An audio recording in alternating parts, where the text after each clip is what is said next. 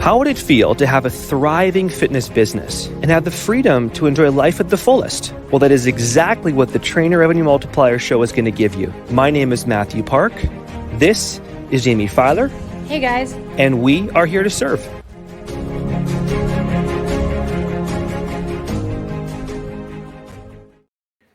Welcome to our show. This is, of course, coming to you guys live for an amazing interview with Todd Price today, guys, at Perimeter Roofing. My co-host, my powerhouse partner in crime, Fist Filer over here is with me today. Jaime, how are you doing, Jaime? I'm doing really well. Matthew, super excited for our interview today.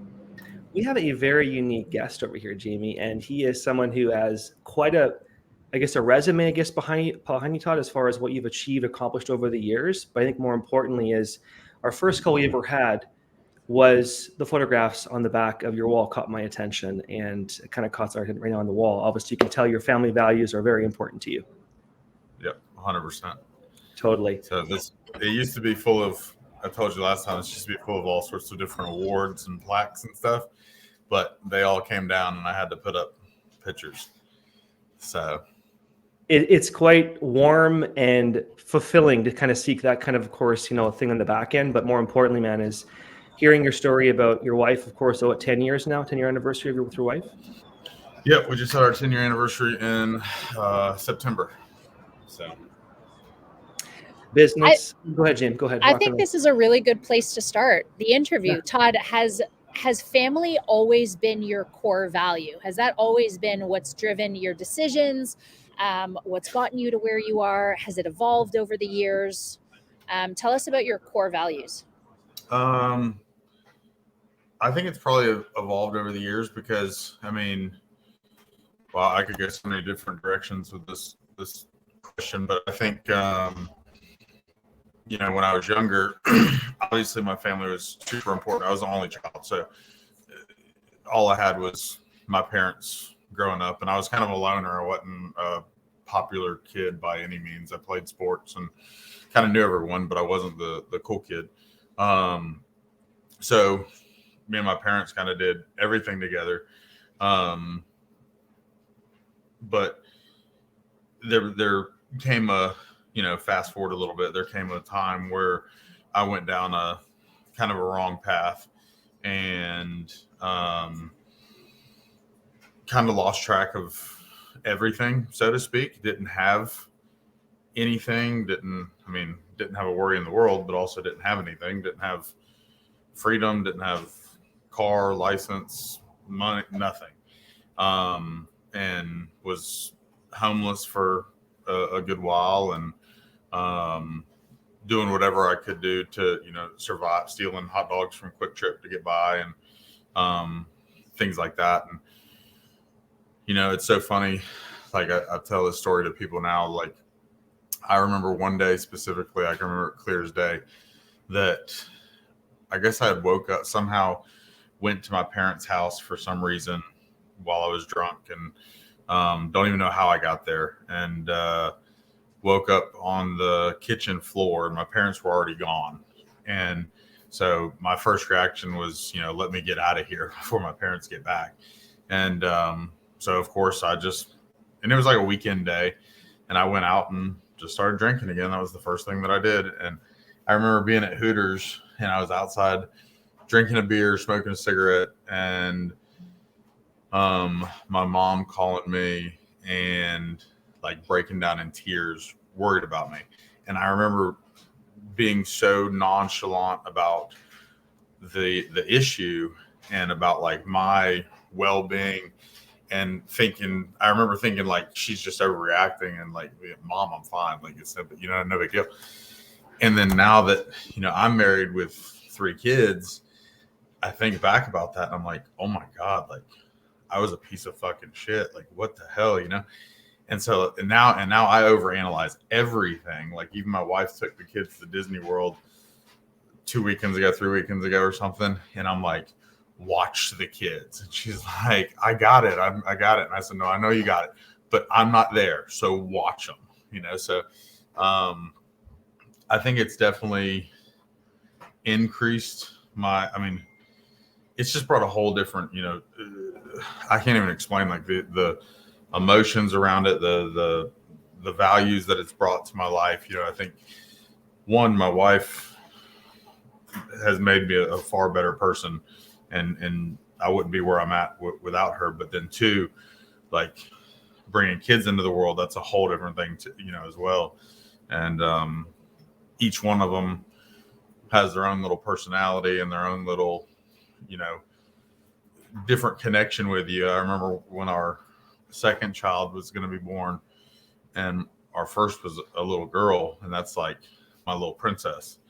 And then when we're having our boy, I'm like, I don't know, like, I don't think I can love another kid like how I love Evelyn. You know what I mean? Like, that's not fucking possible. And then like Cohen came out, and now he's 4, and he's just like me, and he cusses, he's wild as can be, but he's very well mannered. He's super fucking cool. I love him to death. And it's just a different kind of love. But all that has brought together, like, that's all I care about. Like, everything I do is to make sure that they're good, my wife, my kids, and then also my parents, because everything I put them through, I retired them, and I want to make sure that they're good. They have everything they need. I bought them new cars. I'm going to build them a house. Like, that's what we're in the process of doing now. So I just have to, my dad's he's always been a kind of a go-getter. And so he still tries to work. And I'm like, Dad, you've retired 13 times. Like, stop it and come hang out with your kid, like grandkids, So, but yeah, I think, long story short, it's definitely evolved over the years, because I wasn't always that way. I always loved my family and was very, very respectful to my family. But then, like I said, I went down a bad path that kind of made me lose track of not only just life in general, but who I was as a person. So interesting. So, man, I guess your story is quite impactful in many, many ways, obviously. There was one thing, I was watching one of your videos this morning, actually, and it was a reel you made about when you won your competition, how your daughter told you something that made you want to retire, And I'd love for you to share what that was. Yeah. So, like, my goal with bodybuilding was always to get my pro card. And so this last show that I did qualified me to go get my pro card. And I absolutely just annihilated everybody at the last show, and I would have gone and I would have gotten my pro card, but the feeling wasn't the same. Like, I mean, it was cool because, like, when I was prepping for the show, it was cool because my son he would, like, every time I would take like progress pictures for my coach, my son and daughter enjoyed it, and they would stand beside me and they would try to like flex like Daddy was flexing, so that was cool. But at the same time, like, the win just wasn't as fun because I saw what it put my wife and my kids through, being stuck in a hotel away from home for 3 or 4 days, me not being able to hang out with them because I'm just absolutely depleted and miserable. And then for that show, I had prepped for 24 weeks. So for 24 weeks, my diet was very, very structured. Every meal was the same. Every meal was weighed out to that. So, like, when my daughter would come up to me, whether it was a little thing of ice cream or a gummy bears or something she made, and she was like, Daddy, try this. Like, I couldn't do it, and like that just kept wearing on me over time. Even like the smallest little bit, it probably wouldn't have ever affected me, but it would fuck with my head. And I know that if I were to lose the show, I would blame it on something along those lines, even something minute like that. So I never did. And after that, I was just like, man, it's not worth putting them through it. And, like having to miss out on date nights and things like that. So now we're very structured with, my schedule is very structured anyways, and I still eat all my meals and I still train every day, like I'm competing. But every Friday night, every other Friday night, we have a date night, me and my wife. And then every other alternating Saturday, we have a breakfast, the entire family. So I had the one bad meal a week where I'll have my pancakes, or we'll go out and have Mexican or something like that, or Longhorns. But it's so much more relaxing. And if, we just went to Gatlinburg over the last weekend, and my daughter was winning candy necklaces, and we were going to the arcade and different stuff, and she'd want me to try a piece of candy, and I'd try it, and it's not the end of the world. And so it's still taking me a while to get used to, because I've been so structured for 20 years now. But for them, it's really cool to see, like, they're almost surprised, like, that daddy's doing that, you know what I mean? So but it's definitely worth it, man. The shows just aren't worth.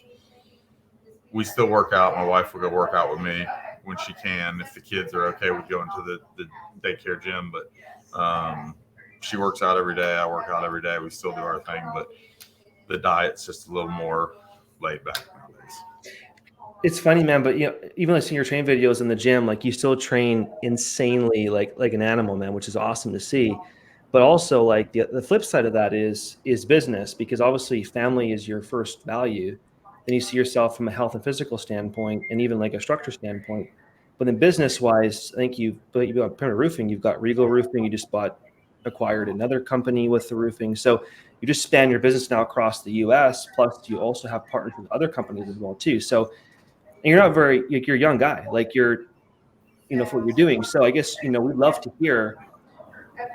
It's kind of a big question to ask, but how do you do all this stuff? Like, what's a day in the life of Todd Price, where you do all this stuff and can maneuver everything and have these date days still and time with your family?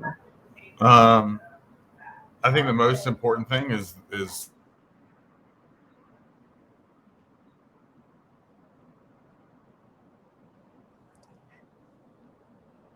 Oh no, what a time to pause. The most important thing is it was that gold nugget, James, and we lost Todd there. we're not worthy of it. It was just so impactful. Oh, there he's gone. I don't know. Sometimes we'll lose service here on the internet because it's Spectrum and they're terrible. But now I lost track of the question. So it was the biggest thing. The biggest thing that's so yeah. I think the biggest thing is like I can't wing anything. Like, everything has to be very, very structured, which is easy for me from doing bodybuilding for so long. But like, literally every single thing has to be on my schedule, or I'm not going to do it. All the way down to like date nights. Like, we put date night on the schedule. We put vacations on the schedule. We put breakfast on the schedule. So, but then I also wake up super early. I used to wake up at 3:30 or 4, but now I get up about 5. I've pushed it back a little bit. But I get up, I do my cardio, I do my cold plunge, I get ready, get all my meals together, get to the office, have my coffee time, which is like my clear my head kind of peaceful meditation time, and then get to work. And then right after work, I go to the gym, and then straight from the gym, I go straight home, hang out with the kids for a couple hours, put them to bed, and then it's time for me and the wife to hang out and sleep and do it again. So everything's very, very structured, and it's almost like Groundhog's Day every day. But I feel like I have to be that way, or else I'm gonna, one, I'll drop the ball somewhere, I'll forget to do something, and two, it forces me to make time. Like, when it's business, it's business. When it's family, it's family. When it's playing with the kids, it's playing with the kids. So that's kind of how I've laid things out to make things easier for me. Was balance ever something you struggled with, Todd, or did you just know that if you wanted to make your marriage work and be a great father and a badass entrepreneur, you had to do it? Or was there still a certain period of figuring it out, that it was a little messier? There was definitely a period of figuring it out. There's actually I'll have to text you this picture of Mathew. We don't want this on social media, but it's somewhere on my Instagram or on my Facebook or something. But there's a before and after picture when I was starting the company and my daughter was born too. So like I was kind of all over the place because I was a new dad for the first time, and then also was starting a new company, and I was just like, what the fuck do I do? I was all over it. I didn't know. And so I was working 24/7 and was trying to hang out with her. It was just back and forth, back and forth. There was no working out. There was no eating healthy. There was no other free time. It was just nonstop work, traveling, doing whatever I could to become successful. So my wife wouldn't have to work and I could, give her the world. But at the same time, try to spend as much time with my daughter as possible. And I completely let myself go. But there was a time, Jaime, to answer your question, when I started the company, that it was so hard to delegate things, and it was so hard to put my phone down. Like, even when I was with my daughter or with my wife, it was so hard to put my phone down because I felt like somebody needs me or somebody's going to need the answer to this, or everything was super important, And as you grow as an entrepreneur, you learn like nothing's life or death. You get a bad review, fuck it. Like, somebody needs help with something, it can wait till tomorrow. Like, not everything is the end of the world. So that took me a while to realize, but then, once I realized that was when I was able to kind of delegate things and prioritize and become more structured with that. But when I first started, I was a shit show for sure. That is definitely reassuring. I'm sure a lot of entrepreneurs who have either significant others or literally anyone else in their life can definitely relate to that. Yeah, nobody has it together when you first start. I can assure you that. So, and it's a lot of it for me was kind of learning as I hopped into this industry, not even knowing the industry and not even knowing business on my own. I knew business from being in the gym industry and being different regional managers, different chains of gyms. And, one of the chains that I was at was a smaller chain, but the owner would fly in every other week for fly in on Monday, leave on Thursday. So every other week I got to hang out with the owner, and he was a multi-millionaire from different software companies. And so he knew a lot about business. He didn't know a lot about gyms, but he knew a lot about business. And so he helped me a lot with the business side of things, and just being around him and watching how he would negotiate, deals with different landlords or whatever it may be, or how he handled problems. That I feel like helped me a lot. But then a lot of it I've learned along the way from either failing and fucking up, or hitting speed bumps and trying to figure out a way around them, or whatever. So, but it's definitely been a process for sure. Why roofing, Todd? So to be 100% honest with you, when I was in the gym industry and me and my now wife had first started dating, obviously the hours in the gym industry, as you know, can become super, and especially as a regional manager or even as a manager of one location, your prime times in the gym are 5, 6 a.m. till, 10, 11 people before work, and then people after work, 4 to 8-ish, 4 to 9-ish, whatever.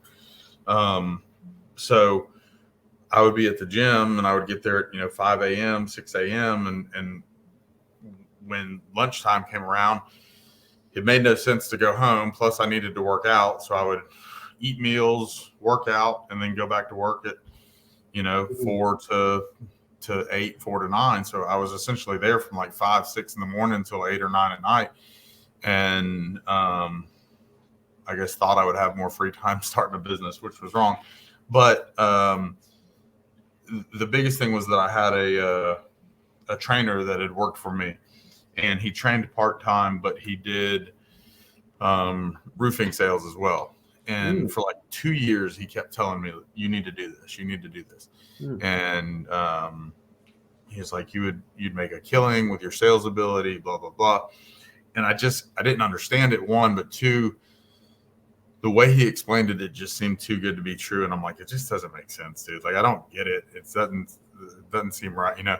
So, I ended up finally, he started sending me pictures of his checks.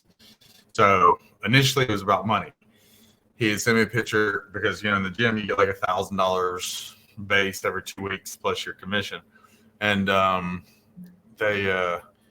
he sent me a picture. It was like $2,000. And then the next week was like $4,000. And then it was like $10,000. And then 1 month it was like $28,000. And I'm like, what the fuck? Like, I got to figure this out. So, I talked to my wife and quit the gym cold turkey, started a business and just, you know, went with it. And, she was working at, some little like manufacturing plant. She was working in the office there and, making like $400 a week. And we were living off that and figuring out what bills to pay. We lived in a little shithole house. The house ended up getting shot up while we were there from drive-bys. We had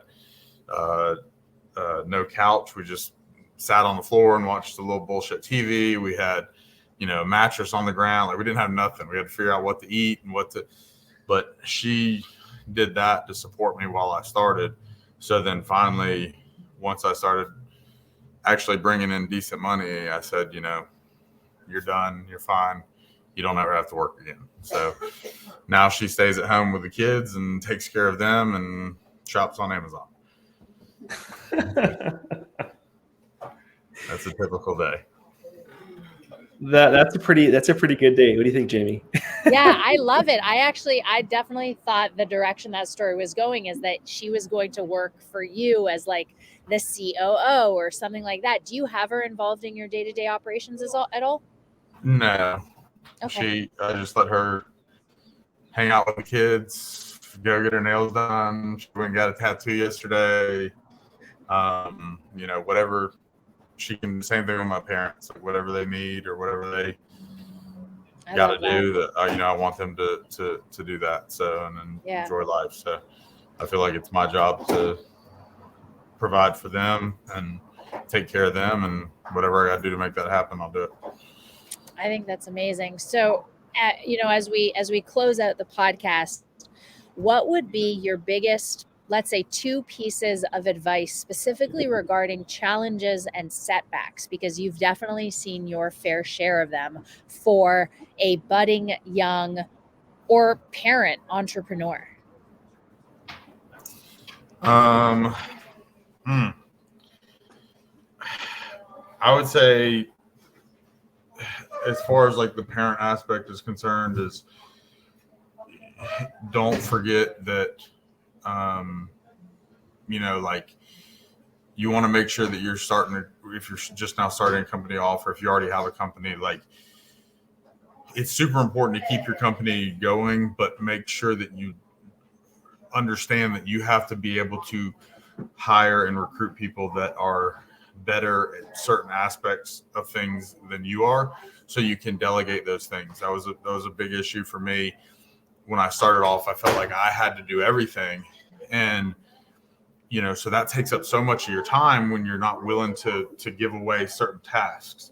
So, like, it's all right to not do everything, and it's all right to bring in people that, just because you're the owner doesn't mean you're the smartest one there. Like, I'm not by far, I promise you. So you have to be able to bring in people that can do those tasks for you, that you can delegate to allow you to have more free time, especially as a parent, because I can promise you it doesn't matter how much I've been broke as a fucking joke and I've had millions, and it doesn't matter where you're at on that spectrum and what you buy for your kids and how much money you make. They don't remember that. They remember the time that you spend with them, and the games that you were at, the performances that you were at, the stories you read them before bed, things of that nature. So I think that's super, super important to remember as an entrepreneur, because I feel like so many people give up their life, and, you know, we all want to make a lot of money and we all want to have nice things. But, you know, I think even Jordan Peterson said, once you get above $75,000 a year, like, there's only so many things you can buy.